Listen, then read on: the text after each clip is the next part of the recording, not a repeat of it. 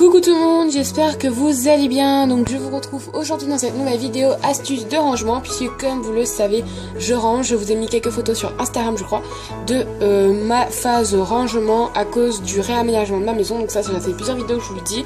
Normal, je tourne beaucoup quand même. Alors voilà les rubans, donc des tonnes et des tonnes de rubans que j'utilise énormément et qui sont tous entremêlés, ça donne même plus envie d'utiliser. Ça fait un bon paquet de temps que je n'y ai plus touché, alors que j'ai des tas d'idées avec. Et donc je vous propose une solution pour ranger vos rubans.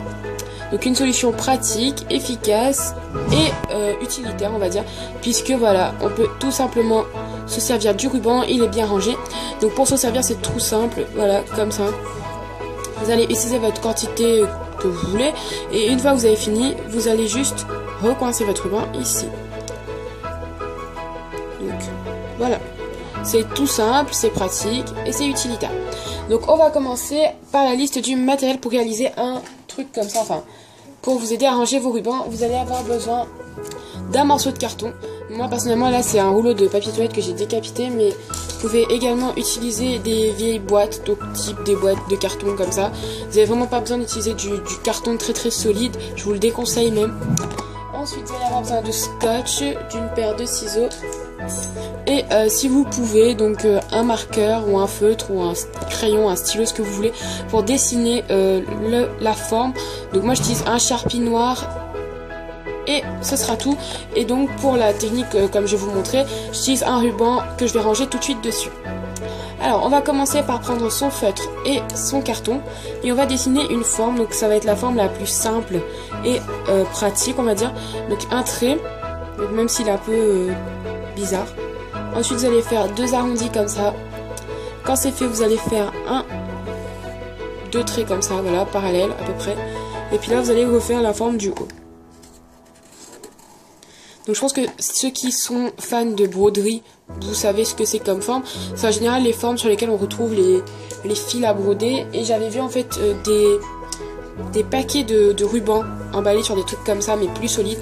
Donc je me suis dit, je vais juste en fait reproduire, mais avec des moyens vraiment simples. Ensuite on va découper tout autour. Donc là moi comme j'ai mal dessiné, je vais vraiment m'appliquer au niveau du découpage pour peut-être rattraper les galères du dessin.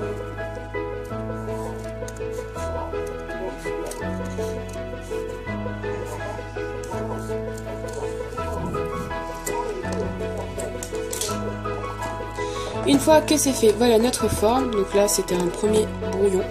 Ensuite vous allez prendre votre ruban et vous allez prendre du scotch. Donc moi je me sers de ma tour pour mon scotch. Je vais prendre un petit bout.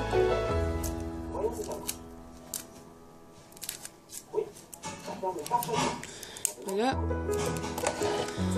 Donc vous allez prendre un bout de scotch là qui est transparent, donc on le voit pas bien. Ensuite vous allez prendre, donc tout à l'heure on avait déjà posé, mais moi ça a bougé, l'extrémité de votre ruban que vous allez scotcher sur le carton. Donc un tout petit bout comme ça. Et ensuite il vous reste plus qu'à enrouler tout autour. Voilà, on l'enroule sur lui-même. Et c'est pratique aussi quand vous voulez faire des remises en stock. Là aussi moi je vais faire des remises en stock de ruban. Donc voilà, là je sais à peu près par rapport à l'épaisseur de la bobine quoi, ce qui me reste en quantité. Donc là ce ruban là il m'en reste pas mal, mais je pense que je vais racheter la bobine. Mais, enfin, je pense que je vais en racheter quand même parce que je l'utilise beaucoup pour faire des petits nœuds. Donc vous enroulez et une fois que vous avez enroulé, vous allez prendre, vous voyez là, deux couches, donc la première et la deuxième. Donc vous n'allez pas les prendre, mais voilà, vous allez soulever un petit peu. Et vous allez faire passer cette extrémité sous les deux, puis tirer. Donc bien évidemment, ça reste autour comme ça, et on tire. En fait, ça va vous permettre d'éviter que ça se défile, quoi. Et du coup, après, vous faites ça avec toutes les couleurs. Voilà, ça vous permet d'avoir un truc bien rangé. Et là, moi, je range dans mon petit tiroir. Voilà, je vous dis à très bientôt pour de nouvelles vidéos, et j'espère que cette astuce vous aura plu.